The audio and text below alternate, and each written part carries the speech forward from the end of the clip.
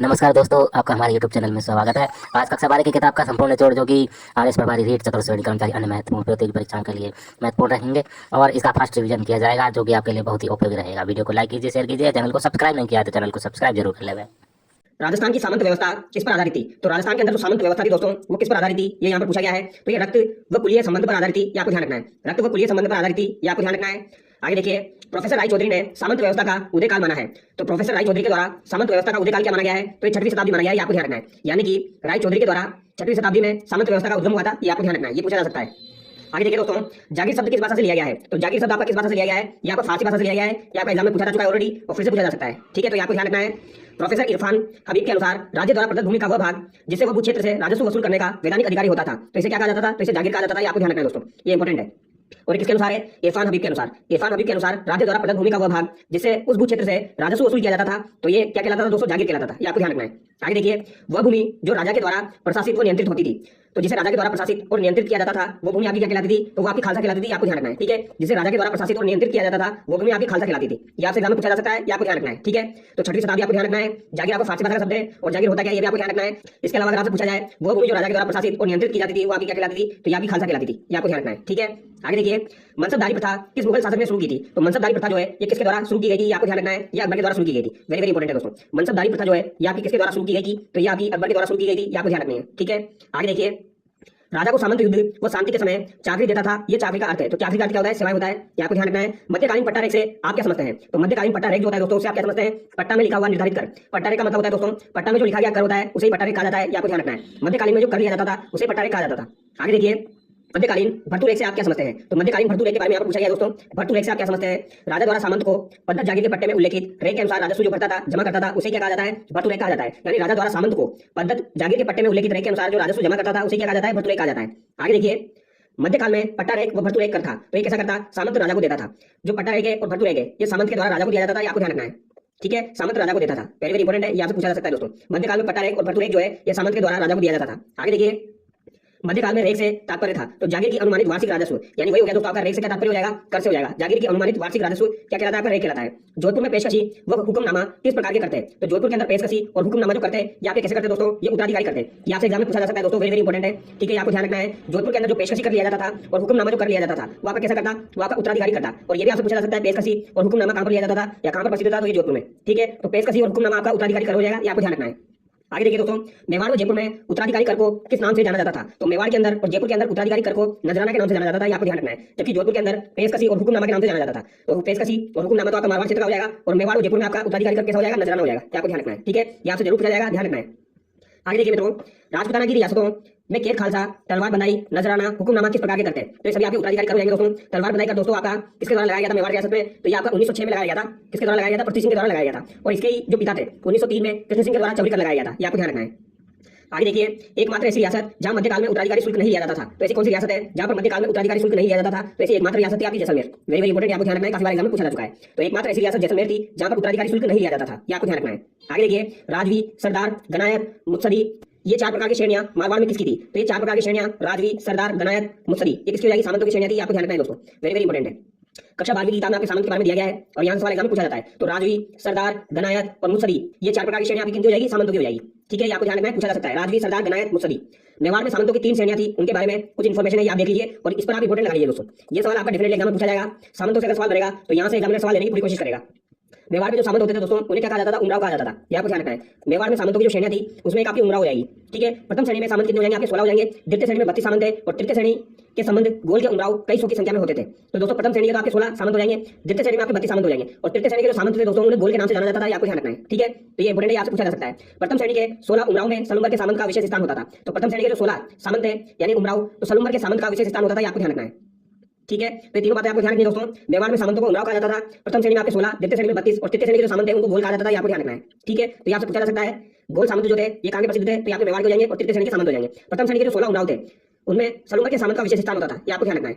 आगे देखिए, जयपुर के किस शासक ने सामंती श्रेणी को 12 भागों में बांटा, जिसे 12 कोटड़ी कहा गया है। तो सामंती श्रेणी को 12 भागों में बांटा था अपने 12 पुत्रों के लिए। तो ये पृथ्वीराज के द्वारा बांटा गया था, आपको ध्यान रखना है, ठीक है। पृथ्वीराज ने अपने 12 पुत्रों के लिए जयपुर को 12 भागों में बांट दिया था, इसलिए इसे 12 कोटड़ी कहा जाता है। तो क्या कहा जाता है, इसे 12 कोटड़ी कहा जाता है। और ये सवाल आपका काफी बार एग्जाम में पूछा जाता है, ठीक है। जयपुर को 12 भागों में बांटा, इसलिए इसे 12 कोटड़ी कहा जाता है। किसने बांटा था, तो पृथ्वीराज ने अपने 12 पुत्रों के लिए इसे 12 भागों में बांटा था, ठीक है। आपको ध्यान रखना है, ये पृथ्वीराज आपके कौन से वाले, जयपुर वाले, ठीक है। कोटा में सामंत श्रेणी को कहा जाता था, तो कोटा में सामंत श्रेणी को राजवी कहा जाता है, तो आपको ध्यान रखना है, ठीक है। हमने अभी मारवाड़ का देखा था दोस्तों, वहां पर भी राजवी सामंत की श्रेणी थी, ये आपको ध्यान रखना है। और कोटा में भी हो जाएगी, तो कोटा में भी सामंत आपके राजवी कहलाएंगे। डावी बाई व जीवनी दाई सामंत श्रेणी व्यवस्था प्रचलन में थी, तो डावी और जीवनी, तो दोस्तों इसे डावी या डाबी कहा जाता है। तो डावी और जीवनी जो है दोस्तों, ये सामंतों की श्रेणी आपकी कहां पर प्रचलित थी, तो ये जैसलमेर की हो जाएगी, आपको ध्यान रखना है, ठीक है। तो डावी और जीवनी सामंतों की श्रेणी आपकी कहां की हो जाएगी, जैसलमेर की हो जाएगी। और ये सवाल आपका एग्जाम में काफी बार पूछा जा चुका है, तो आपको ध्यान रखना है दोस्तों। डावी और जीवनी, और डावी आपकी बाई और जीवनी को दाई कहा जाता है, तो ये सामंत की श्रेणी आपकी जैसलमेर की प्रचलित थी। आगे देखिए, बीकानेर में सामंत की कितनी श्रेणियां थी, तो बीकानेर के अंदर सामंतों की अगर श्रेणियां पूछा जाए तो कितनी थी, तो यहाँ पे 3 श्रेणियां थी, आपको ध्यान रखना है। तो बीकानेर में सामंतों की कितनी श्रेणियां हो जाएगी, 3 श्रेणियां हो जाएगी। आगे देखिए, राजा के बाद राज्य का प्रमुख प्रधान होता था, इसे रियासतों में जाना जाता था। तो राजा के बाद जो राज्य का प्रमुख होता था उसे किस नाम से जाना जाता था, प्रधान के नाम से जाना जाता था। ये सवाल दोस्तों भी आपका 2024 के एग्जाम में पूछा गया था, ठीक है। एग्जाम मेरे को याद नहीं आ रहा कौन से एग्जाम में पूछा गया था, लेकिन अभी आपका 2024 के एग्जाम में पूछा गया था। राजा के बाद जो राज्य का प्रमुख होता है उसे किस नाम से जाना जाता है, तो उसे प्रधान के नाम से जाना जाता है, ठीक है। और प्रधान जो होते थे इन्हें कोटा और बूंदी में क्या कहा जाता था दोस्तों, तो इन्हें कोटा और बूंदी में दीवान के नाम से जाना जाता था। तो कोटा बूंदी में दीवान के नाम से जाना जाता था। मेवाड़ मारवाड़ जैसलमेर में प्रधान के नाम से जाना जाता था, ठीक है। यहाँ पर प्रधान है तो यहाँ पर भी प्रधान के नाम से जाना जाता था, लेकिन कोटा बूंदी में दीवान के नाम से जाना जाता है। जयपुर में मुसाहिब वो बीकानेर में मुख्तियार के नाम से जाना जाता था। तो जयपुर में इन्हें मुसाहिब कहा जाता है और बीकानेर में मुख्तियार कहा जाता है। यानी कि जयपुर में जो प्रधान होता था उसे मुसाहिब कहा जाता है, ठीक है। जयपुर में जो प्रधान होता है उसे मुसाहिब कहा जाता है और बीकानेर में जो होता था उसे मुख्तियार कहा जाता है, आपको ध्यान रखना है, ठीक है। तो मुसाहिब और मुख्तियार, मुख्तियार आपका बीकानेर में और मुसाहिब आपका जयपुर में, और कोटा और बूंदी में दीवान हो जाएगा और मेवाड़ मारवाड़ जैसलमेर में प्रधान हो जाएगा, ठीक है। आगे देखिए, भरतपुर में राजा के बाद प्रधान को कहा जाता था, तो भरतपुर में राजा के बाद प्रधान को क्या कहा जाता था, तो इसे मुख्तियार कहा जाता था, आपको ध्यान रखना है, ठीक है। यानी भरतपुर में भी आपका मुख्तियार कहा जाता था, आपको ध्यान रखना है। तो बीकानेर में भी आपका मुख्तियार हो जाएगा और भरतपुर में भी आपका मुख्तियार हो जाएगा, ठीक है। प्रधान को मुख्तियार कहा जा रहा है। बख्शी नामक सामंत पर विभाग होता था, तो बख्शी नामक सामंत पर कौन सा विभाग होता था, सैनिक विभाग, आपको ध्यान रखना है, ठीक है। बख्शी नामक सामंत पर विभाग कौन सा होता था आपका, तो सैनिक विभाग होता था, यहाँ पे पूछा जा सकता है, तो ध्यान रखना है। आगे देखिए, सेना व किलों पर होने वाले खर्च का विवरण वो सामंतों की रेख का हिसाब रखने वाला होता था। तो सेना व किलों पर जो खर्च होता था दोस्तों उसका विवरण रखने वाला और सामंतों की रेख का हिसाब रखने वाला क्या कहलाता था, आपका नायब बख्शी कहलाता था, आपको ध्यान रखना है, ठीक है। नायब बख्शी आपका कहलाता था, जो आपका हिसाब रखता था सैन्य और किलो की जो हिसाब रखता था दोस्तों वो आपका क्या कहलाता था, नायब बख्शी कहलाता था। तो सेना और किलो का जो हिसाब रखेगा, खर्च का विवरण, सामंतों की रेख का हिसाब रखने वाला नायब बख्शी कहलाता है, आपको ध्यान रखना है, ये पूछा जा सकता है, ठीक है। और बख्शी नामक सामंत जो होता है इस पर कौन सा विभाग होता है, सैनिक विभाग होता है, आपको ध्यान रखना है। आगे देखिए, मुगल प्रशासनिक व्यवस्था में कोतवाल के समान गैर सैनिक कर्मचारियों के रोजगार से संबंधित कार्य देखता था। तो मुगल प्रशासनिक व्यवस्था के अंदर कोतवाल के समान और गैर सैनिक कर्मचारियों के रोजगार से संबंधित कार्य कौन देखता था, तो यहाँ पर बोला गया गैर सैनिक कर्मचारियों के रोजगार से संबंधित कार्य कौन देखता था, तो यहाँ पर सिकदार देखता था, आपको ध्यान रखना है, कौन देखता था दोस्तों, सिकदार देखता था, ठीक है।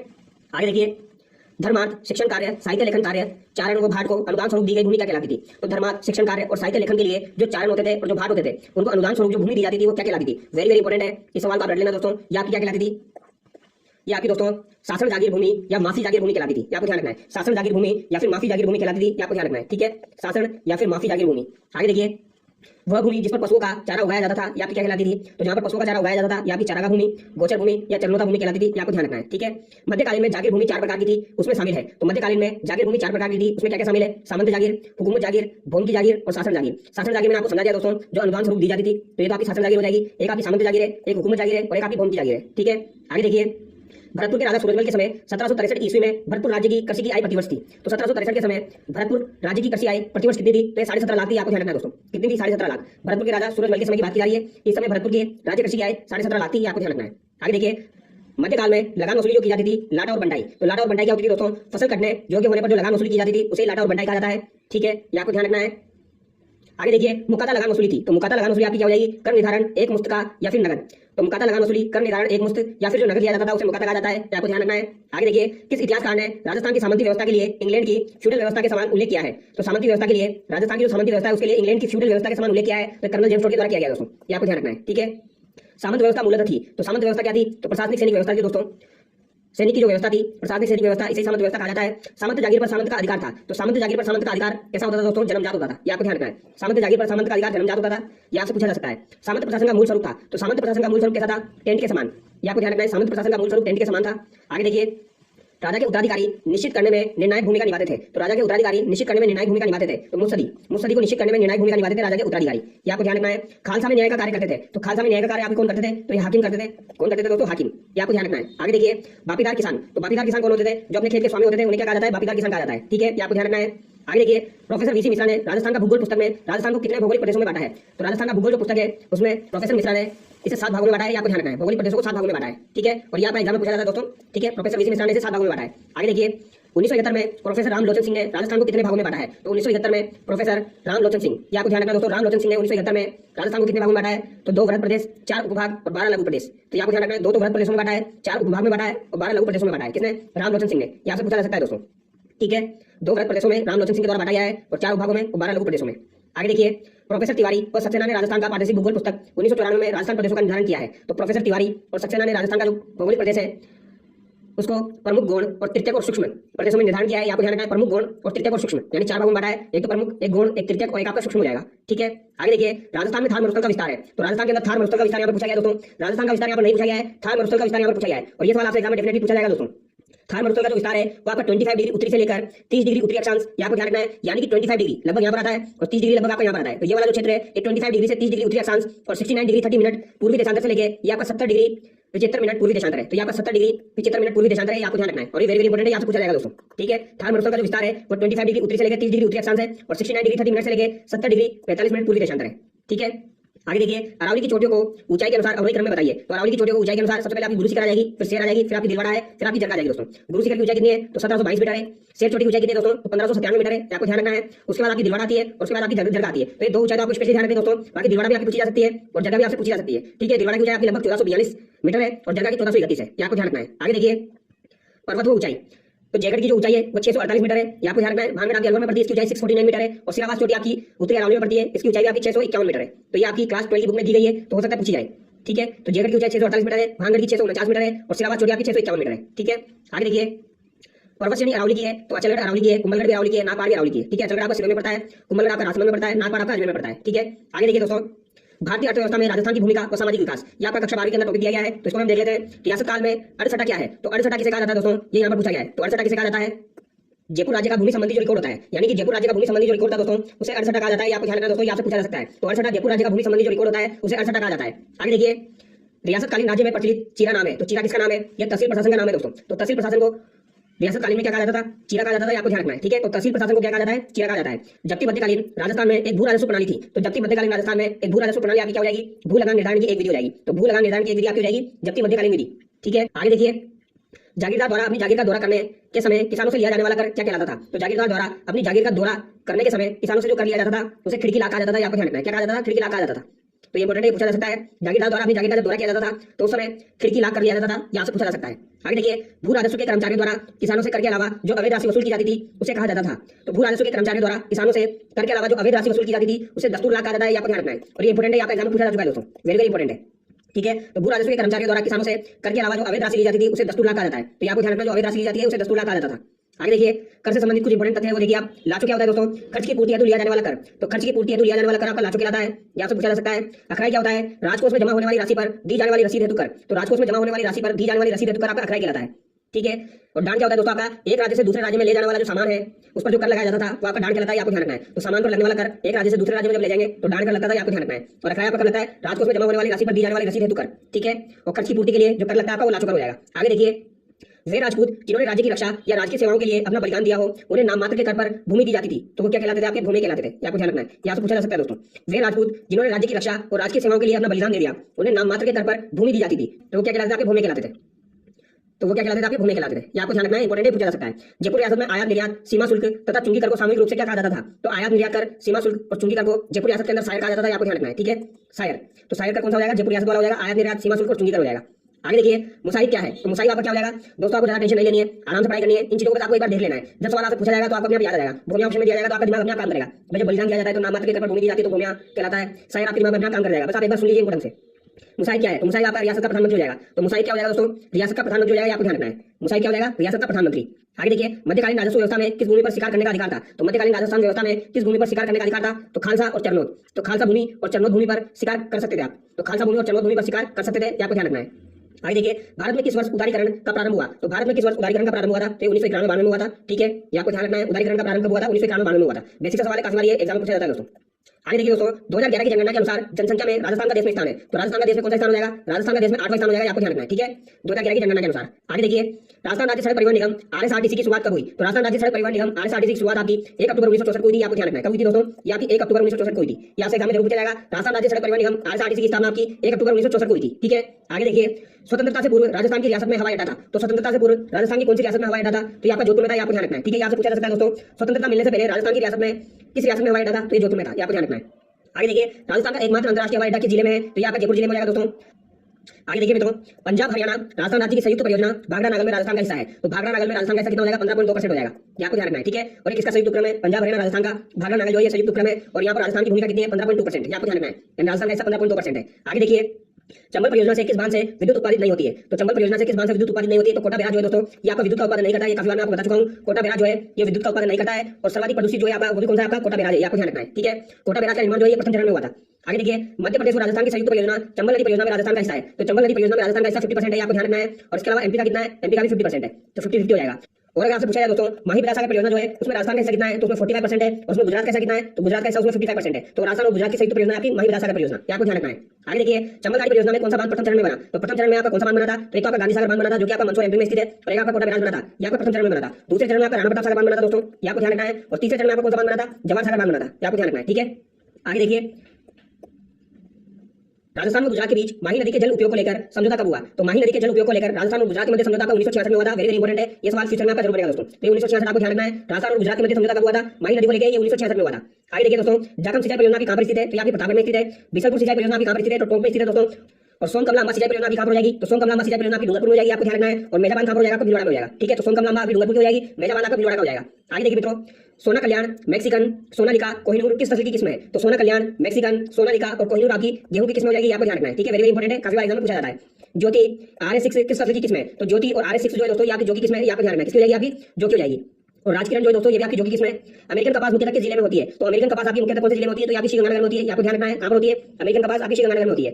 1949 में गठित मंत्रिमंडल के प्रथम शिक्षा व गृह मंत्री बने थे। तो 1949 में गठित मंत्रिमंडल के प्रथम शिक्षा व गृह मंत्री आपके कौन बने थे? तो प्रोफेसर प्रेम नारायण माथुर बने थे, आपको ध्यान रखना है। कौन बने थे? प्रोफेसर प्रेम नारायण माथुर, ये आपका इंपॉर्टेंट सवाल है दोस्तों, ये आपका फ्यूचर में बन सकता है। 1949 में गठित मंत्रिमंडल जो था उसके प्रथम शिक्षा और गृह मंत्री आपके कौन बने थे? प्रेम नारायण माथुर बने थे। ठीक है, आगे देखिए, किस संविधान संशोधन के तहत शिक्षा को राज्य सूची से समवर्ती सूची में डाला गया? तो किस संविधान संशोधन के तहत शिक्षा को राज्य सूची से हटाकर समवर्ती सूची में डाल दिया गया? फिर 42वें संविधान संशोधन के तहत डाला गया था दोस्तों, जो क्या 1976 में हुआ था। ठीक है, राधाकृष्णन आयोग विश्वविद्यालय शिक्षा आयोग का गठन कब किया? तो राधाकृष्णन आयोग विश्वविद्यालय शिक्षा आयोग का गठन आपका 1948-49 में किया गया था। तो ये भी आपको ध्यान रखना है, राधाकृष्णन आयोग का गठन आपका 1948-49 में किया गया। मुदालिर आयोग का गठन कब किया गया? तो मुदालिर आयोग का गठन आपका कब किया गया? तो मुदालिर आयोग का गठन दोस्तों आपका 1952 में किया गया था, आपको ध्यान रखना है। मुदालिर आयोग का गठन कब किया गया? 1952 में किया गया, ये पूछा जा सकता है दोस्तों। मुदालिर आयोग का गठन आपका 1952 में किया गया। राष्ट्रीय शैक्षणिक अनुसंधान प्रशिक्षण परिषद की स्थापना कब हुई? तो राष्ट्रीय शैक्षणिक अनुसंधान प्रशिक्षण परिषद की स्थापना 1961 में हुई है, तो ये आपको ध्यान रखना है। राष्ट्रीय शैक्षणिक अनुसंधान प्रशिक्षण परिषद की स्थापना 1961 में हुई है। कोठारी आयोग कब गठित हुआ, जिसे शिक्षा आयोग भी कहते हैं? तो कोठारी आयोग कब गठित हुआ आपका, ये इंपॉर्टेंट है, काफी बार एग्जाम पूछा जा चुका है। यहाँ 1964-66 में गठित हुआ था, आपको ध्यान रखना है। ठीक है, तो कोठारी आयोग आपका 1964-66 में गठित हुआ था, जिसे शिक्षा आयोग के नाम से भी जाना जाता है। आगे देखिए, 1964-66 में गठित कोठारी आयोग के अध्यक्ष कौन थे? तो कोठारी आयोग के अध्यक्ष आपके दौलत कोठारी हो जाएंगे। कौन हो जाएंगे दोस्तों? दौलत कोठारी हो जाएंगे। ठीक है, आगे देखिए, कोठारी आयोग शिक्षा आयोग के अध्यक्ष दौलत कोठारी किस जिले के निवासी थे? तो दौलत कोठारी जो है आपके दोस्तों, ये उदयपुर जिले के निवासी थे। वेरी इंपॉर्टेंट है, आपको ध्यान रखना है। ठीक है, 1964-66 में कोठारी आयोग का गठन हुआ, जिसे शिक्षा आयोग भी कहा जाता है। दौलत कोठारी इसके अध्यक्ष हो जाएंगे और इनका संबंध उदयपुर जिले से हो जाएगा। ठीक है, आगे देखिए, 1964-66 में कोठारी आयोग के क्या सुझाव थे? तो कोठारी आयोग के सुझाव देख लेते हैं। इसी आधार पर 1968 में देश की पहली शिक्षा नीति बनी। तो इसी आयोग के आधार पर 1968 में देश की पहली शिक्षा नीति बनी थी, आपको ध्यान रखना है। 10+2+3 शिक्षा प्रणाली लागू की गई, यानी 10 फिर +2 फिर +3 शिक्षा प्रणाली यहाँ पर लागू की गई थी। राजस्थान में भी ये सुझाव नीति लागू हुई। तो वेरी इंपॉर्टेंट है, आपको ध्यान रखना है दोस्तों। कोठारी आयोग आपको ध्यान रखना है। ठीक है, कोठारी आयोग के सुझाव पर ही दोस्तों 1968 में देश की पहली शिक्षा नीति बनी थी। 10+2+3 शिक्षा प्रणाली लागू की गई थी और राजस्थान में भी ये सुझाव नीति लागू की गई। आगे देखिए, RT एक्ट 2009 किस वर्ष देश में लागू हुआ? तो RT एक्ट आपका 2009 का है, यहाँ पर 1 अप्रैल 2010 को लागू हुआ था। ठीक है, यहाँ पर काफी बार एग्जाम में पूछा जाता है, बेसिक सवाल है, इंपॉर्टेंट है, ध्यान रखना है। ठीक है, 1 अप्रैल 2010 को आपका RT एक्ट 2009 लागू हुआ था। राजस्थान में सर्व शिक्षा अभियान कब प्रारंभ किया? तो राजस्थान में सर्व शिक्षा अभियान कब प्रारंभ किया गया? यहाँ पर 2001 में प्रारंभ किया गया। ठीक है, आपको ध्यान रखना है, राजस्थान में सर्व शिक्षा अभियान कब प्रारंभ किया गया? तो 2001 में प्रारंभ किया गया। आगे देखिए, वंचित बच्चों को प्रारंभिक शिक्षा से जोड़ने हेतु राज्य सरकार ने शिक्षा आपके द्वार योजना कब शुरू की? तो वंचित बच्चों को प्रारंभिक शिक्षा से जोड़ने हेतु राज्य सरकार ने शिक्षा आपके द्वार 2001 में शुरू की थी, आपको ध्यान रखना है। और सर्व शिक्षा अभियान जो है ये आपका 2001 में शुरू हुआ था और शिक्षा आपके द्वार भी 2001 में शुरू हुई थी। आगे देखिए, राजस्थान में साक्षरता बढ़ाने हेतु क्या प्रयत्न किए गए हैं वो हम देख लेते हैं। गुरु मित्र योजना की शुरुआत की गई थी दोस्तों, यूनिसेफ के वित्तीय सहयोग से 1994-95 में आपकी गुरु मित्र योजना की शुरुआत की गई थी। तो यहाँ से पूछा जा सकता है, गुरु मित्र योजना की शुरुआत 1994-95 में यूनिसेफ के वित्तीय सहयोग से की गई थी। लोक जुम्बिश योजना, यह योजना सीडा के वित्तीय सहयोग से चलाई गई। तो लोक जुम्बिश योजना जो है ये सीडा के वित्तीय सहयोग से चलाई गई थी। आगे देखिए, सरस्वती योजना, यह योजना 1994-95 से लागू हुई। इसके तहत 5वीं उत्तीर्ण आशार्थी महिला को प्रशिक्षित कर सरस्वती भवन बनाया जाता है। तो ये आपको ध्यान रखना है, सरस्वती योजना की 1994-95 की हो जाएगी, गुरु मित्र योजना की 1994-95 की हो जाएगी। आगे देखिए दोस्तों, 14 फरवरी 2006 को राजस्थान के किस जिले में टेली मेडिसिन सेंटर का उद्घाटन हुआ? तो 14 फरवरी 2006 को राजस्थान के किस जिले में टेली मेडिसिन सेंटर का उद्घाटन हुआ? तो ये झालावाड़ में हुआ था, ये आपको ध्यान रखना दोस्तों। कहां पर हुआ था? झालावाड़ में हुआ था। वेरी इंपॉर्टेंट है, यहाँ से पूछा जा सकता है। ठीक है, तो 14 फरवरी 2006 को राजस्थान के किस जिले में टेली मेडिसिन सेंटर का उद्घाटन हुआ? झालावाड़ में। राजस्थान स्वास्थ्य विज्ञान विश्वविद्यालय जयपुर की स्थापना कब हुई? तो राजस्थान स्वास्थ्य विज्ञान विश्वविद्यालय जयपुर की स्थापना 2004 में हुई थी। सन 1950-51 में राजस्थान की साक्षरता थी। तो 1950-51 में राजस्थान की साक्षरता 8.95% थी दोस्तों। कितनी थी? लगभग 9%, 8.95% आपकी 1950-51 में साक्षरता हो जाएगी। और अभी वर्तमान में कितनी है दोस्तों राजस्थान के अंदर? यहाँ भी 66% है। आगे देखिए, राजस्थान में किस वर्ष शिक्षा को समर्पित बजट था? तो राजस्थान में किस वर्ष शिक्षा को समर्पित बजट था? तो 1993-94 में था, आपको ध्यान रखना है। तो शिक्षा को समर्पित बजट राजस्थान के अंदर कब था? तो 1993-94 में था, यहाँ से पूछा जा सकता है। उपभोक्ता संरक्षण अधिनियम कब बना? तो उपभोक्ता संरक्षण अधिनियम आपका 1986 में बना था। कब बना था दोस्तों? 1986 में बना था। आगे देखिए, राजस्थान में किस औद्योगिक नीति के तहत 1994 में उदारीकरण का सिलसिला शुरू हुआ? तो तीसरी औद्योगिक नीति के तहत 1994 में उदारीकरण का सिलसिला शुरू हुआ, आपको ध्यान रखना, ये पूछा जा सकता है। ठीक है, तीसरी औद्योगिक नीति के तहत 1994 में उदारीकरण का सिलसिला शुरू हुआ। लघु व सीमांत कृषकों को कुओं के निर्माण व लघु सिंचाई के लिए कौन सी योजना संचालित है? तो जीवन धारा योजना जो है दोस्तों, ये कुओं के निर्माण से संबंधित है। ये काफी बार एग्जाम में पूछी जा चुकी है, वेरी इंपॉर्टेंट है। लघु व सीमांत कृषकों को कुओं के निर्माण व लघु सिंचाई के लिए कौन सी योजना संचालित है? तो जीवन धारा योजना। तो जीवन धारा योजना का संबंध किससे है दोस्तों? कुओं के निर्माण से है। ठीक है, आगे देखिए, डांग क्षेत्र विकास योजना कब शुरू हुई? तो डांग क्षेत्र विकास योजना भी 1995-96 में शुरू हुई थी। एक बार इसको क्रॉस चेक कर लेना दोस्तों, कहीं सही रखा है। डांग क्षेत्र विकास योजना भी कब शुरू हुई थी? 1995-96 में। इसको एक बार क्रॉस चेक करके मैं आपको बता दूंगा। ठीक है, अलवर भरतपुर क्षेत्र में मेवात क्षेत्र विकास कार्यक्रम आपका कब शुरू हुआ? तो ये भी आपको ध्यान रखना है दोस्तों। मेवात क्षेत्र विकास कार्यक्रम आपका अलवर भरतपुर में 1987-88 में शुरू हुआ था। ठीक है, काफी बार एग्जाम में पूछा जाता है। मेवात क्षेत्र विकास कार्यक्रम आपका 1987-88 में शुरू हुआ। ठीक है, और कहां पर शुरू हुआ? अलवर भरतपुर में। आगे देखिए, राजीव गांधी पारंपरिक जल स्रोत संधारण कार्यक्रम कब लागू किया गया? तो राजीव गांधी पारंपरिक जल स्रोत संधारण कार्यक्रम आपका 1999 में लागू किया गया, ये आपको ध्यान रखना है। ठीक है, कब लागू किया गया? 1999 में। सेवानिवृत्त व्यक्ति अपनी अभिरुचि के अनुसार स्वैच्छिक सेवाएं किस योजना के तहत प्रदान कर सकता है? तो वानप्रस्थ योजना के तहत। सेवानिवृत्त व्यक्ति जो सेवा से हट चुका है, अपनी अभिरुचि के अनुसार स्वैच्छिक सेवाएं किस योजना के तहत प्रदान कर सकता है? तो वानप्रस्थ योजना के तहत वो अपनी सेवाएं प्रदान कर सकता है, या फिर पूछा जा सकता है, ध्यान रखना है। आगे देखिए, इंदिरा गांधी आवास योजना भी कब शुरू हुई थी? तो यहाँ 1996 में शुरू हुई थी। एकीकृत बंजर भूमि विकास योजना भी कब शुरू हुई थी? तो ये 1992-93 में शुरू हुई थी। ये इंपॉर्टेंट है, यहाँ से पूछी जा सकती है। एकीकृत बंजर भूमि विकास योजना भी 1992-93 में शुरू हुई थी। मरु विकास योजना 1991 में शुरू हुई थी दोस्तों। मरु विकास कार्यक्रम आपका 1977-78 में चलाया गया था, ये आपको ध्यान रखना है। और मरु विकास योजना भी 1991 में शुरू हुई थी। आगे देखिए, सांसद विकास योजना भी कब शुरू हुई थी? वेरी इंपॉर्टेंट है, काफी बार एग्जाम में पूछी जाती है। तो सांसद विकास कार्यक्रम आपका दोस्तों 1992-93 में शुरू हुआ था। कब शुरू हुआ था? 1992-93 में, यहाँ से पूछा जा सकता है। ठीक है, जीवन धारा योजना की 1995-96 की हो जाएगी। और 20 सूत्रीय कार्यक्रम आपका 1975 का हो जाएगा, यहाँ को ध्यान रखना है। 20 सूत्रीय कार्यक्रम आपका 1975 का हो जाएगा। ठीक है, यहाँ से एग्जाम में पूछा जा सकता है दोस्तों। 20 सूत्रीय कार्यक्रम आपका कब हो जाएगा? 1975 का हो जाएगा। जीवन धारा योजना 1995-96 में शुरू हुई और सांसद विकास कार्यक्रम आपका 1992-93 में शुरू हुआ। आगे देखिए दोस्तों, कौन सी पंचवर्षीय योजना में गरीबी उन्मूलन को शामिल किया गया? तो गरीबी उन्मूलन को कौन सी पंचवर्षीय योजना में शामिल किया गया? तो 5वीं पंचवर्षीय योजना में गरीबी उन्मूलन को शामिल किया गया, ये आपको ध्यान रखना है। ठीक है, आगे देखिए दोस्तों, 52 ग्रामीण जनता को जल संरक्षण हेतु प्रोत्साहन करने के उद्देश्य से जल चेतना व जल रथ यात्राएं कब संचालित की गई? तो जल चेतना व जल रथ यात्रा आपकी कब संचालित की गई थी? ग्रामीण जनता को जल संरक्षण हेतु प्रोत्साहन के लिए। तो ये 16 मई 2006 से 25 जून 2006 को शुरू की गई थी। अगला सवाल देखिए, स्थानीय शासन को साधारणतः कहा जाता है? तो स्थानीय शासन को स्थानीय स्वशासन कहा जाता है, ये आपको ध्यान रखना है। क्या कहा जाता है? स्थानीय स्वशासन कहा जाता है। भारतीय संविधान में स्थानीय शासन को किस सूची में रखा गया है? तो भारतीय संविधान में स्थानीय स्वशासन को राज्य सूची में रखा गया है, ये आपको ध्यान रखना है। ये पूछा जा सकता है आपसे एग्जाम में। स्थानीय शासन को राज्य सूची के अंतर्गत रखा गया है। ठीक है, ये इंपॉर्टेंट बात है, आपको ध्यान रखना है दोस्तों। स्थानीय शासन को भारतीय संविधान के अंदर राज्य सूची में रखा गया है, ये आपको ध्यान रखना है। राज्य में प्रथम नगरपालिका 1864 में कहां स्थापित हुई? तो राज्य में प्रथम नगरपालिका 1864 में स्थापित हुई थी, यहाँ की माउंट आबू में स्थापित हुई थी। ये इंपॉर्टेंट है, आपको ध्यान रखना है दोस्तों। यहाँ का एग्जाम में पूछा जा चुका है और फिर से पूछा जा सकता है, तो ये बात आपको ध्यान रखनी है। राजस्थान में प्रथम नगरपालिका 1864 में कहां स्थापित हुई? तो यहाँ की माउंट आबू में स्थापित हुई थी। वेरी वेरी इंपॉर्टेंट है, ये ध्यान रखना है आपको। आगे देखिए, राजस्थान नगरपालिका अधिनियम किस वर्ष पारित किया गया? तो राजस्थान नगरपालिका अधिनियम आपका किस वर्ष पारित हुआ? तो यहाँ का 1959 यानी 1959 में पारित हुआ था, आपको ध्यान रखना है। पंचायती राज व्यवस्था आपकी 1959 में बद्री गांव नागौर से लागू हुई थी। उसी समय आपका राजस्थान नगरपालिका अधिनियम 1959 लागू हुआ दोस्तों, ये आपको ध्यान रखना है। 74वें संविधान संशोधन अधिनियम का संबंध है, तो 74वें संविधान संशोधन अधिनियम का संबंध किससे हो जाएगा? तो शहरी स्वशासन से हो जाएगा, ये आपको ध्यान रखना है। ठीक है, और अगर आपसे पूछा जाए 73वें संविधान संशोधन का संबंध किससे है? तो यहाँ पर पंचायती राज से हो जाएगा। ठीक है, तो ये भी आपको ध्यान रखना है। 73वें का संबंध किससे? पंचायती राज से। 74वें का संबंध किससे? शहरी स्वशासन से, ये आपको ध्यान रखना है। और इसमें कितने विषय का उल्लेख है? इसमें 29 विषय का उल्लेख है और इसमें आपके 18 विषय का उल्लेख है, ये भी आपको ध्यान रखना है। आगे देखिए, सभा, समिति, विधत जैसी संज्ञाओं का उल्लेख किस वेद में मिलता है? तो सभा हो गई, समिति हो गई और विधत जैसी संज्ञाओं का उल्लेख आपका ऋग्वेद और अथर्ववेद में मिलता है, आपको ध्यान रखना है। तो ऋग्वेद और अथर्ववेद में आपका सभा, समिति, विधत जैसी संज्ञाओं का उल्लेख मिलता है। इंपॉर्टेंट सवाल है, ये सवाल आपका एग्जाम में पूछा जा सकता है दोस्तों, ये आपको ध्यान रखना है। ठीक है, अगला सवाल देखिए, क्वेश्चन नंबर 59, महाभारत में नगरों के शासनाधिकारी को कहते थे? तो महाभारत में नगरों के शासनाधिकारी को क्या कहते थे? स्वार्थ चित्तक, ये आपको ध्यान रखना है दोस्तों। महाभारत में जो नगरों का शासनाधिकारी होता था उसे स्वार्थ चित्तक के नाम से जाना जाता था, ये आपको ध्यान रखना है। आगे देखिए, कौटिल्य के अर्थशास्त्र के अनुसार नगर का सबसे बड़ा पदाधिकारी कहलाता था। तो कौटिल्य के अर्थशास्त्र के अनुसार नगर का सबसे बड़ा पदाधिकारी आपका नागरिक कहलाता है, ये आपको ध्यान रखना है। ठीक है, सबसे बड़ा पदाधिकारी आपका नागरिक कहलाता है। पाटलिपुत्र का प्रशासन 5-5 सदस्यों की कितनी समितियां करती थी? तो पाटलिपुत्र का शासन 5-5 सदस्यों की 6 समितियां करती थी, ये आपको ध्यान रखना है। ठीक है, आगे देखिए, किस एक्ट के अंतर्गत प्रेसिडेंसी नगरों में जस्टिस ऑफ पीस की नियुक्ति की गई? तो जस्टिस ऑफ पीस की नियुक्ति 1773 में की गई थी, आपको ध्यान रखना है। तो किस एक्ट के तहत प्रेसिडेंसी नगरों में जस्टिस ऑफ पीस की नियुक्ति की गई थी, यहाँ से पूछा जा सकता है, तो 1773 में की गई थी। ठीक है, आगे देखिए, स्थानीय स्वशासन का जनक कहा जाता है? तो स्थानीय स्वशासन का जनक किसे कहा जाता है? तो लॉर्ड रिपन को कहा जाता है। वेरी इंपॉर्टेंट है, यहाँ से एग्जाम में पूछा जा सकता है दोस्तों। तो स्थानीय स्वशासन का जनक किसे कहा जाता है? तो लॉर्ड रिपन को कहा जाता है। वेरी वेरी इंपॉर्टेंट है, ये बात आपको ध्यान रखनी है दोस्तों। ठीक है, स्थानीय स्वशासन का जनक लॉर्ड रिपन को कहा जाता है। राजस्थान में छावनी मंडल स्थित है, तो राजस्थान में छावनी मंडल आपका नसीराबाद में स्थित है। ये भी एक बार एग्जाम में पूछा जा चुका है। 74वां संविधान संशोधन अधिनियम नगरीय स्वशासन का संबंध किस बात से है? तो इसका संबंध भाग 9 क से हो जाएगा दोस्तों, ये आपको ध्यान रखना है। यहाँ पर नगरीय स्वशासन की बात की जा रही है, तो इसका संबंध किस हो जाएगा? 9 क से हो जाएगा। ठीक है, आगे देखिए 74वें संविधान संशोधन का संबंध किस अनुसूची से है? तो 74वें संविधान संशोधन का संबंध किस हो जाएगा? 12वीं अनुसूची से हो जाएगा, ये आपको ध्यान रखना है। 74वें संविधान संशोधन शहरी स्वशासन में कितने विषय शामिल है? तो इसमें 18 विषय शामिल है, जबकि पंचायती राज में आपके 29 विषय शामिल है, ये आपको ध्यान रखना है। ठीक है, और पंचायती राज का उल्लेख भी किसमें दोस्तों? आपका 11वीं अनुसूची में, ये आपको ध्यान रखना है। ठीक है, आगे देखिए राजस्थान सरकार ने 18 मार्च 2008 को शहरी निकायों के निर्वाचन में महिलाओं को आरक्षण देने का प्रावधान कर दिया है। तो राजस्थान सरकार ने 18 मार्च 2008 को शहरी निकायों के निर्वाचन में महिलाओं को आरक्षण देने का प्रावधान कर दिया है, तो ये 50%, ये आपको ध्यान रखना है। शहरी निकायों के अंतर्गत निर्वाचन में महिलाओं को कितना आरक्षण है? 50%, ये आपको ध्यान रखना है। आगे देखिए नगर निकायों से संबंधित कुछ चीजें हैं, याद देख लीजिए। जैसे कि नगर निगम जो होता है वो किसे माना जाता है? तो 5 लाख से अधिक जनसंख्या जो होती है दोस्तों, वहां पर आपका नगर निगम बनाया जाता है, ये आपको ध्यान रखना है। 5 लाख से अधिक जनसंख्या पर आपका नगर निगम बनता है, और 1 लाख से अधिक जनसंख्या किंतु 5 लाख से कम हो तो उसे आपका नगर परिषद बनता है, ये आपको ध्यान रखना है। 1 लाख से अधिक और 5 लाख से कम हो तो नगर परिषद बनाया जाता है, और 20,000 से अधिक हो किंतु 1 लाख से कम हो तो फिर वहां पर आपकी नगर पालिका बनती है, ये आपको ध्यान रखना है। ठीक है, तो 20,000 से 1 लाख के मध्य तो आपकी क्या बनेगी? नगर पालिका बनेगी। 1 से 5 लाख के मध्य आपका नगर परिषद बनेगा, और फिर आपका नगर निगम बनेगा 5 लाख से अधिक पे, ये आपको ध्यान रखना है दोस्तों। ठीक है, तो सबसे पहले नगर पालिका आ जाएगी, फिर आपका नगर परिषद है, फिर आपका नगर निगम है, ये आपको ध्यान रखना है।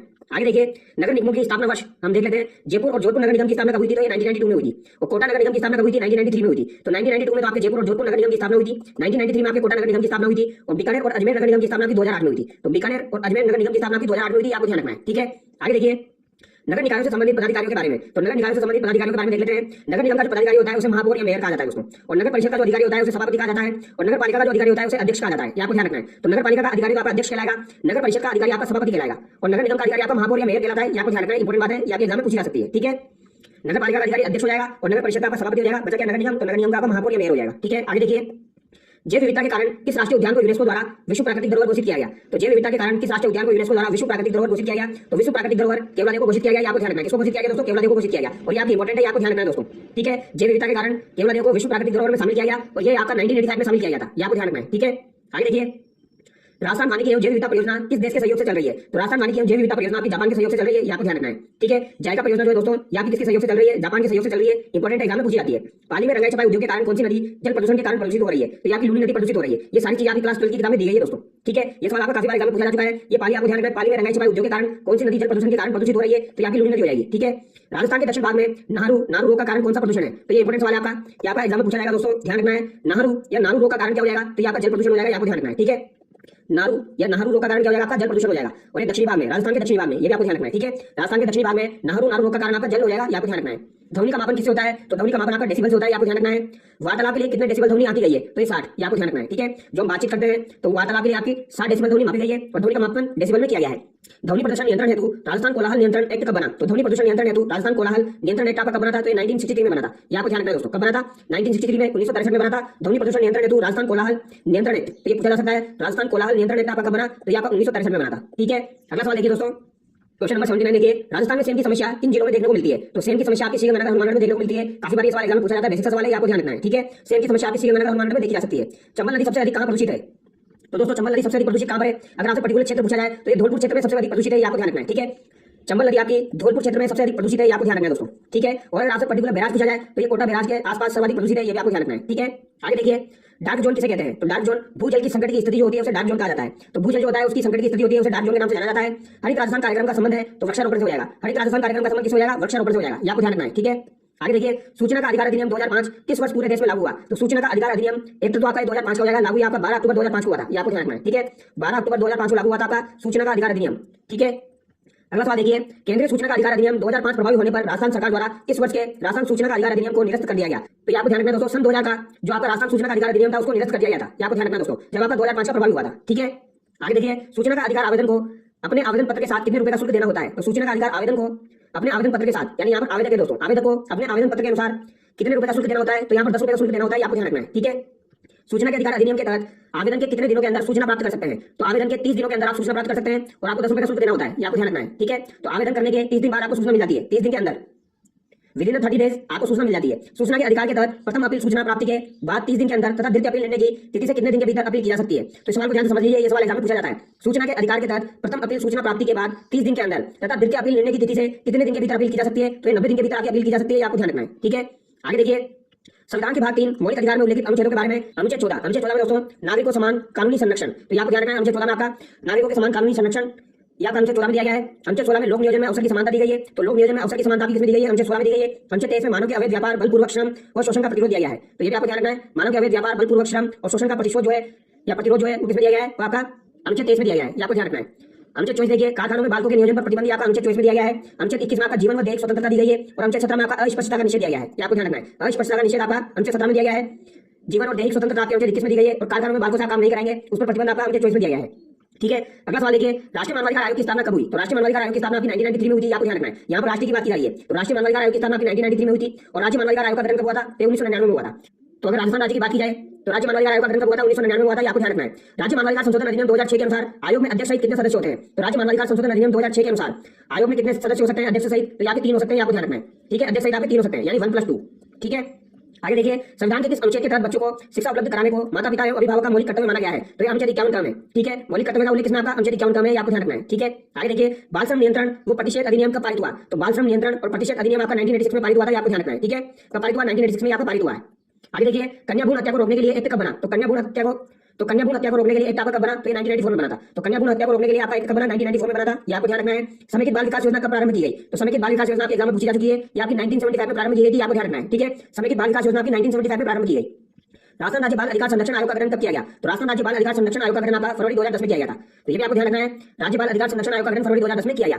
आरटी 2011 के किस भाग में बाल अधिकारों का संरक्षण से संबंधित प्रावधान है? तो बाल अधिकारों का संरक्षण से संबंधित प्रावधान आरटी 2011 के अंतर्गत भाग 9 में। ये आपको ध्यान रखना है। ठीक है, आगे देखिए दोस्तों, दुनिया का सबसे पहला देश सूचना का अधिकार प्रदान करने वाला है। तो दुनिया का सबसे पहला देश कौन सा था जिसने सूचना का अधिकार प्रदान किया था? तो यहाँ पर स्वीडन था। आपको ध्यान रखना है। कौन सा हो जाएगा? स्वीडन हो जाएगा। तो ये स्वीडन आपको ध्यान रखना है। ये पूछा जा सकता है आपसे, क्योंकि सबसे पहले सूचना का अधिकार किसने दिया? स्वीडन ने दिया। आगे देखिए, सूचना आयोग अधिकारी पर अधिकतम कितना आर्थिक दंड आरोपित कर सकता है? तो सूचना आयोग जो है वो अधिकारी पर अधिकतम कितना आर्थिक दंड आरोपित कर सकता है? तो 25,000। ये सवाल आपका काफी बार एग्जाम में पूछा जा चुका है। तो 25,000 आपको ध्यान रखना है। ठीक है, तो सूचना आयोग अधिकारी पर अधिकतम 25,000 का दंड आरोपित कर सकता है। अंतर्राष्ट्रीय सूचना दिवस सर्वप्रथम कब मनाया गया? तो अंतर्राष्ट्रीय सूचना दिवस सर्वप्रथम 12 अक्टूबर 2005 को मनाया गया। ये आपको ध्यान रखना है। अंतर्राष्ट्रीय सूचना दिवस सर्वप्रथम 12 अक्टूबर 2005 को मनाया गया। आगे देखिए, आतो सुरगा ने शर्मावे इन पर देव रमन ने अवे धरती दोराई किसने लिखा था? तो दोस्तों ये कन्हैयालाल सेठे के द्वारा लिखा गया है। आपको ध्यान रखना है। आतो सुरगा ने शर्मावे और इसके अलावा इन पर देव रमन ने अवे और धरती दोराई किसके द्वारा लिखी गई है? ये कन्हैयालाल सेठे के द्वारा लिखी गई है। आपको ध्यान रखना है दोस्तों। ठीक है, दुगदुगी, पछेवड़ी, लटकन, फतेहपेच, बालाबंदी, सरपेच, तुर्रे किसके प्रकार है? तो किसके प्रकार है? ये पगड़ी के प्रकार है। आपको ध्यान रखना है। ठीक है, दुगदुगी, पछेवड़ी, लटकन, फतेहपेच, बालाबंदी, सरपेच ये पगड़ी के प्रकार है। चोल, निचोल, पट, दुकुल, चीर, पटोरी, चोरसो किसके प्रकार है? तो ये साड़ी के प्रकार है। ये आपको ध्यान रखना है। चोल, निचोल, पट, दुकुल, चीर, पटोरी, चोरसो ये साड़ी के प्रकार है। और ये सवाल आपका एग्जाम में पूछा जा चुका है दोस्तों। चोल निचोल वाला, दुकुल वाला सवाल आपका एग्जाम में पूछा जा चुका है। आगे देखिए, लट्टू चक्री, चिरमी, मारदड़ी व डाल कुदावनी संबंधित है। तो ये सब खेल से संबंधित है। आपको ध्यान रखना है। जिसमें आपका मारदड़ी तो एग्जाम में पूछा जा चुका है दोस्तों। मारदड़ी आपका एग्जाम में पूछा जा चुका है। इसके अलावा चिरमी आपको ध्यान रखना है। लट्टू चक्री आपको ध्यान रखना है।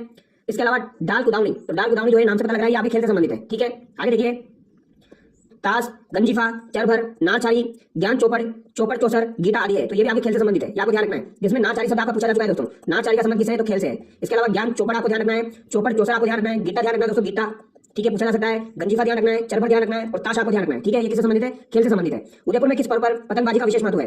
तो निर्जला एकादशी पर उदयपुर में पतंगबाजी की जाती है। इंपोर्टेंट सवाल पूछा जा सकता है दोस्तों। उदयपुर में किस पर्व पर पतंगबाजी का विशेष महत्व है? तो निर्जला एकादशी पर। ये आपको ध्यान रखना है। उदयपुर के अंदर निर्जला एकादशी पर पतंगबाजी की जाती है। तो ये सवाल आपका एग्जाम में पूछा जा सकता है दोस्तों। वेरी इंपोर्टेंट सवाल है। ठीक है, आगे देखिए, मकर संक्रांति पर पतंगबाजी का विशेष महत्व किस जिले में है? तो यहाँ आपका जयपुर जिले में हो जाएगा। ठीक है, तो मकर संक्रांति पर पतंगबाजी का विशेष महत्व आपका जयपुर जिले में है। रचना से संबंधित कुछ इंपोर्टेंट तथ्य है वो देख लेते हैं। ध्रुत रसिक लाल उपन्यास किसके द्वारा लिखा गया? तो मेहता लज्जाराम के द्वारा लिखा गया है दोस्तों। नरदेव उपन्यास आपका राम प्रताप शर्मा के द्वारा लिखा गया है। भगवान बुद्ध की आत्मकथा ये आपकी यादवेंद्र शर्मा चंद्र के द्वारा लिखी गई है। तो ये इंपोर्टेंट है, आपको ध्यान रखनी है। भगवान बुद्ध की आत्मकथा ये यादवेंद्र शर्मा चंद्र के द्वारा लिखी गई है। नरदेव उपन्यास राम प्रताप शर्मा के द्वारा लिखा गया है। और ध्रुत रसिक लाल उपन्यास आपका मेहता लज्जाराम के द्वारा लिखा गया है। आगे देखिए, काका, कब तक पुकारूं, धरती मेरा घर और आखिरी आवाज ये किसकी रचना है? तो ये रांगे और राघव की रचना है। आपको ध्यान रखना है। काका, कब तक पुकारूं, धरती मेरा घर और आखिरी आवाज ये इंपोर्टेंट है दोस्तों। आपको ध्यान रखना है। ठीक है, काका, कब तक पुकारूं, धरती मेरा घर, आखिरी आवाज किसके द्वारा लिखी गई है? रांगे और राघव के द्वारा लिखी गई है। आपको ध्यान रखना है। और सफेद मेमने पत्तों की बिरादरी, पिंजरे में पन्ना रचना किसकी है? तो काफी बार आपका एग्जाम में पूछा जा चुका है। सफेद मेमने पत्तों की बिरादरी, पिंजरे में पन्ना ये किसकी रचना है? तो ये मणिमधुकर की रचना है। ये आपको ध्यान रखना है दोस्तों। ठीक है, ये दो वेरी वेरी इंपोर्टेंट है। ये दो तो आपको स्पेशली ध्यान रखना है दोस्तों। काका, कब तक पुकारूं, धरती मेरा घर, आखिरी आवाज रांगे और राघव के द्वारा लिखी गई है। सफेद मेमने पत्तों की बिरादरी और पिंजरे में पन्ना का मणिमधुकर के द्वारा लिखा गया है। आगे देखिए, रचना से संबंधित कुछ कथन है वो देख लेते हैं। बंजर धरती किसके द्वारा लिखी गई है? मोहन सिंह यादव के द्वारा लिखी गई है। मोहन सिंह यादव। आगर नदिया किसके द्वारा लिखी गई है? अन्नाराम सुदामा के द्वारा लिखी गई है। महाभोज आपना बंटी ये मनु भंडारी के द्वारा लिखी गई है। तो महाभोज और आपना बंटी आपकी मनु भंडारी के द्वारा लिखी गई है। और धूनी तपे तीर आपकी हरिराम मीणा के द्वारा लिखी गई है। आगे देखिए, सिगाफ आपकी किसके द्वारा लिखी गई है? सिगाफ आपकी मनीषा कुलश्रेष्ठ के द्वारा लिखी गई है। सही नाम के जूते आपके लता शर्मा के द्वारा लिखी गई है। कुछ अनकई आपकी मधुला बिहारी के द्वारा लिखी गई है। स्वप्न ही रास्ता है ये आपकी लवली के द्वारा लिखी गई है। ठीक है, आगे देखिए दोस्तों, पश्चिमी सांस्कृतिक कला केंद्र आपका कहां पर स्थित है? तो पश्चिमी सांस्कृतिक कला केंद्र आपका उदयपुर में स्थित है। आपको ध्यान रखना है। ठीक है, ये काफी बार आपका एग्जाम में पूछा जा चुका है। यहाँ पर पश्चिमी देखिए लोगों को लगता है यार पश्चिमी साइड में होगा, नहीं, पश्चिमी सांस्कृतिक कला केंद्र आपका कहां पर? उदयपुर में। ये आपको ध्यान रखना है। ठीक है, आगे देखिए, जागो बहुत सोए नाटक के रचयिता जिसे ब्रिटिश सरकार द्वारा प्रतिबंधित किया गया था। तो यहाँ से पूछा जा सकता है जागो बहुत सोए एक नाटक था आपका, इसको ब्रिटिश सरकार के द्वारा प्रतिबंधित किया गया था। ये किसके द्वारा लिखा गया था, इसके रचयिता कौन थे? तो वर्दी चंद मधुर थे। आपको ध्यान रखना है कौन हो जाएंगे दोस्तों, वर्दी चंद मधुर। वर्दी चंद मधुर जो है वो इसके रचयिता हो जाएंगे। आपको ध्यान रखना है जागो बहुत सोए। आगे देखिए रस गंधर्व, बुलबुल सराय, दुलारी बाई, खेला पोलमपुर। तो रस गंधर्व, बुलबुल सराय, दुलारी बाई, खेला पोलमपुर ये किसके द्वारा लिखी गई है? रस गंधर्व वेरी वेरी इंपॉर्टेंट है दोस्तों, ये काफी बार एग्जाम में पूछी जा चुकी है। तो ये सब आपकी बहुत ज्यादा इंपॉर्टेंट है। ये सब आपकी मणि मधुकर के द्वारा लिखी गई है, जिसमें से रस गंधर्व स्पेशली आपको ध्यान रखनी काफी बार एग्जाम में पूछी जा चुकी है। आगे देखिए मानववाद और साहित्य पुस्तक के लेखक है। तो मानववाद और साहित्य पुस्तक के लेखक आपके नवल किशोर हो जाएंगे। कौन हो जाएंगे दोस्तों? नवल किशोर हो जाएंगे। वेरी वेरी इंपॉर्टेंट है, ये ध्यान रखना है। मानववाद और साहित्य पुस्तक के लेखक नवल किशोर है। इसके अलावा बिखरे विचारों की बरोटी घनश्याम दास बिरला के द्वारा लिखी गई है। मेरी सर्वोदय यात्रा भगवान दास खेला के द्वारा लिखी गई है। आंखन देखी दुर्गा प्रसाद अग्रवाल के द्वारा लिखी गई है। हालांकि एग्जाम में नहीं पूछी जाती है, जो पूछी जाती है वहां पर मैं आपकी इंपॉर्टेंट लगा रहा हूँ। चलो चुना लगाए ये आपकी अतुल करके द्वारा लिखी गई है। इशारों इशारों में इस मधु तलवार के द्वारा लिखी गई है। मास्टर का मकान और कुर्सी सूत्रा की यशवंत कोठारी के द्वारा लिखी गई है। आगे देखिए रेगिस्तान में बाढ़ उत्सव आपकी अनुराग वाजपेयी के द्वारा लिखी गई है। तो रेगिस्तान में बाढ़ उत्सव यहाँ पर अनुराग वाजपेयी के द्वारा लिखी गई है। पो 1225 भगवती लाल व्यास के द्वारा लिखी गई है। दुर्घटना के इर्द गिर्द ये बुलाकी शर्मा के द्वारा लिखी गई है। अब आगे देखिए दोस्तों राजस्थान साहित्य अकादमी के बारे में कुछ इंपॉर्टेंट तथ्य वो हम देख लेते हैं। राजस्थान साहित्य अकादमी की स्थापना 1958 में उदयपुर में की गई। वेरी वेरी इंपॉर्टेंट है, यहाँ को ध्यान रखना है। ठीक है, तो राजस्थान साहित्य अकादमी की स्थापना 1958 में उदयपुर में की गई। अकादमी का सर्वोच्च पुरस्कार मेरा पुरस्कार हो जाएगा। और यहाँ पर मासिक पत्रिका आपकी निकलती है मधुमती। तो ये भी आपको ध्यान रखिए मधुमती आपकी कहां से निकलती है, काफी बार एग्जाम में पूछी जाती है। तो यहाँ की राजस्थान साहित्य अकादमी उदयपुर के द्वारा निकाली जाती है मधुमती। ठीक है, आगे देखिए और यहाँ की मासिक पत्रिका है दोस्तों, मेरा पुरस्कार यहाँ पर दिया जाता है। मधुमती पत्रिका निकाली जाती है, वो भी आपकी मासिक पत्रिका है। 1958 में स्थापना हुई थी। आगे देखिए दोस्तों पल्लव के संपादन में पत्रिका बनास कहां से प्रकाशित होती है? तो पल्लव के संपादन में पत्रिका बनास कहां से प्रकाशित होती है? तो ये आपकी उदयपुर से प्रकाशित होती है, आपको ध्यान रखना है। नंद चतुर्वेदी के संपादन में पत्रिका बिंदु प्रकाशित होती है। तो पत्रिका बिंदु जो है ये भी आपकी उदयपुर से प्रकाशित होती है। बनास भी आपकी उदयपुर से प्रकाशित होती है। और पत्रिका बिंदु का संपादन कौन करता है? तो नंद चतुर्वेदी करता है, आपको ध्यान रखना है। प्रकाश जैन के संपादन में पत्रिका लहर कहां से प्रकाशित होती है? तो प्रकाश जैन के संपादन में पत्रिका लहर आपकी कहां से प्रकाशित होती है? तो लहर आपकी अजमेर से प्रकाशित होती है। पत्रिका बिंदु उदयपुर से और बनास आपकी उदयपुर से। तो ये पल्लव के संपादन में, ये नंद चतुर्वेदी के संपादन में, ये प्रकाश जैन के संपादन में, ये भी आपको ध्यान रखना है। आगे देखिए जीरो से प्रकाशित होने वाली पत्रिकाओं के बारे में वातायन आपकी बीकानेर से प्रकाशित होती है। और वातायन जो है ये इंपॉर्टेंट है, ये हरीश बादानी के द्वारा प्रकाशित होती थी, आपको ध्यान रखना है दोस्तों। ठीक है, क्यों आपकी भीलवाड़ा से प्रकाशित होती है, संबोधन आपकी कांकरोली से प्रकाशित होती है, शेष आपकी जोधपुर से प्रकाशित होती है और कृति और संप्रेषण आपकी जयपुर से प्रकाशित होती है। तो ये वातायन यहाँ पर आपकी काफी इंपॉर्टेंट है, क्यों भी आपकी पूछी जा सकती है। भीलवाड़ा से प्रकाशित होती थी, संबोधन आपकी कांकरोली से, शेष आपकी जोधपुर से और कृति और संप्रेषण आपकी जयपुर से। ये आपकी पत्रिकाएं हो जाएगी दोस्तों। के बिरला फाउंडेशन द्वारा बिहारी पुरस्कार किन भाषाओं के लेखकों को दिया जाता है? तो बिहारी पुरस्कार आपका हिंदी और राजस्थानी भाषाओं के लेखकों को दिया जाता है, आपको ध्यान रखना है। ठीक है, तो के बिरला फाउंडेशन द्वारा बिहारी पुरस्कार आपका हिंदी और राजस्थानी भाषाओं के लेखकों को दिया जाता है, आपको ध्यान रखना है। आगे देखिए मित्रों कौन सी रचना आपकी सत्यप्रकाश जोशी की है? तो सत्यप्रकाश जोशी की आपकी राधा और बोल भारमली हो जाएगी, आपको ध्यान रखना है दोस्तों। राधा और बोल भारमली आपकी किसके द्वारा रचित है? तो आपकी सत्यप्रकाश जोशी के द्वारा रचित है, आपको ध्यान रखना है। ठीक है, दीड चामल अपरंच ओलमो लाडेकर आदि प्रकार है। तो ये राजस्थानी पत्रिका के प्रकार है, दीड चामल अपरंच ओलमो लाडेकर। तो आपको ध्यान रखना है दोस्तों, ये पूछे जा सकते हैं ये किसके प्रकार है? तो राजस्थानी पत्रिका के प्रकार है। मरुवाणी, राजस्थली, ईसरलाट, जलमभोग, हरावल आदि प्रकार है। तो ये भी आपकी राजस्थानी पत्रिका के प्रकार है। कुछ और रचनाएं देख लेते हैं। चित मारो दुखने, ये मोहन आलोक के द्वारा लिखी गई है। पागी, कावड़, तोपनामा। तो ये इंपॉर्टेंट है दोस्तों, आपको ध्यान रखना है। पागी काफी बार एग्जाम में पूछी जा चुकी है। ठीक है, पागी आपकी काफी बार एग्जाम में पूछी जा चुकी है, आपको ध्यान रखना है। पागी काफी बार एग्जाम में पूछी जा चुकी है, आपको ध्यान रखना है। किसके द्वारा लिखी गई है? चंद्रप्रकाश देवल के द्वारा लिखी गई है। वेरी वेरी इंपॉर्टेंट है, ये जो नई नई किताबें पूछी जाती है वो यहीं से पूछी जाती है दोस्तों। देख लीजिए आप कितनी किताबें मैंने आपको बता दी है। पागी, कावड़ और तोपनामा आपकी चंद्रप्रकाश देवल की हो जाएगी। बाता में भूगोल और बोले सन्नाटो, वेरी वेरी इंपॉर्टेंट है, ये भी किसके द्वारा लिखी गई है? ये आपकी हरीश बादानी के द्वारा लिखी गई है, आपको ध्यान रखना है दोस्तों। और ये काफी बार एग्जाम में पूछी जाती है। एक तो आपको पागी ध्यान रखनी है, एक आपको बाता में भूगोल ध्यान रखनी है और बोले सन्नाटो ये हरीश बादानी के द्वारा लिखी गई है। और चंद्रप्रकाश देवल के द्वारा पागी और कावड़ और तोपनामा लिखी गई है दोस्तों, क्या पता पूछ ली जाए, तो ये आपको ध्यान रखनी है। आगे देखिए मांझल रात, अमोलक वाता, मूमल, गिर ऊंचा ऊंचा गड़ा, केरे चकवा बात राजस्थानी साहित्य कृतियां किसकी है? तो दोस्तों ये लक्ष्मी कुमारी चुंडावत की है, आपको ध्यान रखना है। मांझल रात काफी बार एग्जाम में पूछी जा चुकी है। केरे चकवा बात भी आपको ध्यान रखनी है। अमोलक वाता, मूमल आपको ध्यान रखनी है। गिर ऊंचा ऊंचा गड़ा ये लक्ष्मी कुमारी चुंडावत की रचना है, आपको ध्यान रखनी है। प्रण योडी, कमारी, आबे पटकी, धोरारो धोरी, एक बीननी दो बीन राजस्थानी रचना किसकी है? तो वेरी वेरी इंपॉर्टेंट है दोस्तों, काफी बार एग्जाम में पूछी जा चुकी है। एक बीननी दो बीन और धोरारो धोरी और आबे पटकी ये तीनों आपकी वेरी वेरी इंपॉर्टेंट है, काफी बार एग्जाम में पूछी जा चुकी है। ये आपकी नकमल जोशी की रचना है, आपको ध्यान रखनी है। ये आपको ध्यान रखनी है, ये आपकी नकमल जोशी की रचना है, वेरी वेरी इंपॉर्टेंट है। आगे देखिए आधे ने आंखियां, गलत इलाज, अर मायारो रंग कहानी संग्रह किसके हैं? तो आधे ने आंखियां, गलत इलाज, अर मायारो रंग आपके अन्नाराम सुदामा के हो जाएंगे, आपको ध्यान रखना है। आगे देखिए रात वासो, मऊ चाली मालवे, अमर चुनड़ी, प्रभातियो तारो, अधूरा सपना के रचयिता है। तो इसके रचयिता आपके नरसिंह राजपुरोहित हो जाएंगे। रात वासो, मऊ चाली मालवे, अमर चुनड़ी, प्रभातियो तारो, अधूरा सपना के रचयिता आपके नरसिंह राजपुरोहित हो जाएंगे। भगवान महावीर उपन्यास के रचयिता कौन है? तो इसके भी नरसिंह राजपुरोहित हो जाएंगे। तो भगवान महावीर उपन्यास के रचयिता कौन हो जाएंगे? तो नरसिंह राजपुरोहित हो जाएंगे, ये पूछा जा सकता है। आगे देखिए आदमीरो सिंह, माटीरी महक, मंत्री की बेटी, बड़ी भांजी के रचनाकार है। तो आदमीरो सिंह, आदमी के ऊपर सिंह उगा दिया इन्होंने। आदमीरो सिंह, माटीरी महक, मंत्री की बेटी, बड़ी भांजी ये किसकी रचना है? ये कन्यादान भारत की रचना है, आपको ध्यान रखना है। आगे देखिए समी फुलतो मार्ग, नंद भारद्वाज की रचना है। किलकिली कटको, राई राई रेत या की बीएल माली की रचना है। बिनखरो खोज, बिनखरा खोज, अबोली, बुरी गार नजर या की बीएल माली की रचना है, आपको ध्यान रखना है। आगे देखिए अमावस एकम और चांद और मुक्ति किसकी रचना है? तो अमावस एकम और चांद और मुक्ति आपकी किसकी रचना है? तो यहाँ पे मितेश निर्मोही की रचना हो जाएगी दोस्तों, मितेश निर्मोही की रचना हो जाएगी, आपको ध्यान रखना है। राजस्थानी शब्दकोश की रचनाकार है, तो काफी बार एग्जाम में पूछा जाता है। राजस्थानी शब्दकोश की रचनाकार आपके कौन हो जाएंगे? सीताराम लालस हो जाएंगे, वेरी वेरी इंपॉर्टेंट है, ध्यान रखना है। पहली बार जयपुर साहित्य महोत्सव किस वर्ष मनाया गया? तो ये भी आपका सवाल बन सकता है दोस्तों। पहली बार जयपुर में साहित्य महोत्सव कब मनाया गया? तो आपका 2006 में मनाया गया था। जयपुर के अंदर पहली बार साहित्य महोत्सव आपका 2006 में मनाया गया। आगे देखिए, कन्हैयालाल सहगल की पहली काव्य कृति का नाम था, तो कन्हैयालाल सहगल की पहली काव्य कृति का नाम क्या हो जाएगा, आपका प्रयोग हो जाएगा, ये आपको ध्यान रखना है। तो कन्हैयालाल सहगल की पहली काव्य कृति का नाम क्या हो जाएगा, आपका प्रयोग हो जाएगा। ये काफी बार एग्जाम में पूछा जाता है, तो ये आपको ध्यान रखना है। कन्हैयालाल सहगल की पहली काव्य कृति प्रयोग हो जाएगी। हरीश बादानी द्वारा संपादित पत्रिका का नाम था, तो ये वातायन हो जाएगी दोस्तों, हरीश बादानी के द्वारा वातायन हो जाएगी। उसने कहा था कहानी किस पत्रिका में प्रकाशित हुई थी, तो उसने कहा था कहानी आपकी किस पत्रिका में प्रकाशित हुई थी, तो आपकी सरस्वती पत्रिका में प्रकाशित हुई थी। उसने कहा था कहानी ये आपकी किस पत्रिका में प्रकाशित हुई थी, सरस्वती पत्रिका में प्रकाशित हुई थी। आगे देखिए, राजस्थानी जनमानस में राष्ट्रीय चेतना का संकनाद किस कवि ने किया, तो राजस्थानी जनमानस में राष्ट्रीय चेतना का संकनाद किस कवि ने किया, तो आपका सूर्यमल मिश्र के द्वारा किया गया था। वेरी वेरी इंपॉर्टेंट है, ये सवाल काफी बार एग्जाम में पूछा जा चुका है। आगे देखिए, 56 के दुष्काल का चित्रण करने वाले कवि का नाम है, तो दोस्तों ये छपनी अकाल की बात की जा रही है। यहाँ पर छपनी अकाल की बात की जा रही है। छपनी अकाल आपका कब पड़ा था, तो ये आपका 1899 ईस्वी में पड़ा था, आपको ध्यान रखना है। और इसका उल्लेख करने वाले कवि आपके कौन हो जाएंगे, उमरदान हो जाएंगे, तो ये भी आपको ध्यान रखना है, कौन हो जाएंगे, उमरदान हो जाएंगे। आगे देखिए, राजस्थान के 7 प्रमुख कवियों की सहकारी काव्य पुस्तक का नाम क्या था, तो राजस्थान के 7 प्रमुख कवियों की सहकारी काव्य पुस्तक का नाम शब्द किरण हो जाएगा। गदल कहानी संग्रह के रचयिता है, तो गदल कहानी संग्रह के रचयिता आपके कौन हो जाएंगे, रांगे और राघव हो जाएंगे। तो गदल कहानी संग्रह के रचयिता आपके कौन हो जाएंगे, रांगे और राघव हो जाएंगे। किस साहित्यकार ने राजस्थान के सामंती अतीत को अपनी कहानियों में चित्रित किया, तो सामंती अतीत को अपनी कहानियों में किसने चित्रित किया, यादवेंद्र शर्मा चंद्र ने, ये आपको ध्यान रखना है। तो यादवेंद्र शर्मा के द्वारा सामंती अतीत को चित्रित किया गया था, ये पूछा जा सकता है। किसने राजस्थान के रेतीले यथार्थ को शब्दबद्ध किया, तो ये मणिमधुकर ने किया था। राजस्थान के रेतीले यथार्थ को शब्दबद्ध किया मणिमधुकर के द्वारा। जनार्दन राय नागर के उपन्यास जगत गुरु शंकराचार्य में कितने खंड है, तो जनार्दन राय नागर के उपन्यास जगत गुरु शंकराचार्य में 10 खंड हो जाएंगे, आपको ध्यान रखना है, ठीक है। भगवान बुद्ध की आत्मकथा उपन्यास के रचयिता आपके कौन हो जाएंगे, यादवेंद्र शर्मा हो जाएंगे, ये आपका एग्जाम में पूछा जा सकता है दोस्तों, वेरी वेरी इंपॉर्टेंट है। भगवान बुद्ध की आत्मकथा यादवेंद्र शर्मा। विश्वम्बर नाथ अध्याय के रचित उपन्यास है, तो जाग मच्छंदर गोरख आया जोगी मत जा, ये किसके हो जाएंगे, विश्वम्बर नाथ के हो जाएंगे। जाग मच्छंदर गोरख आया जोगी मत जा। तो दोस्तों आपको बहुत सारे नाम तो ऐसे देखने को मिलेंगे यहाँ पर जो आपने कभी सुने नहीं होंगे, तो अगर आपको ये याद रह जाए तो आपको याद करने हैं। बाकी प्रीवियस एग्जाम में जो भी सवाल आपको पूछे गए वो तो आपको याद होने चाहिए अच्छे से, ठीक है। तो यहाँ पर हमारा टॉपिक कंप्लीट होता है। 12वीं की जो किताब है आपकी राजस्थान अध्ययन की, उसमें जो भी इंपॉर्टेंट फैक्ट्स दिए गए थे वो सभी हमने कवर किए हैं। तो आई होप आपको वीडियो अच्छा लगा होगा। अगर आपको वीडियो अच्छा लगा है तो चैनल को सब्सक्राइब कीजिए और वीडियो को लाइक कीजिए। Thank you so much.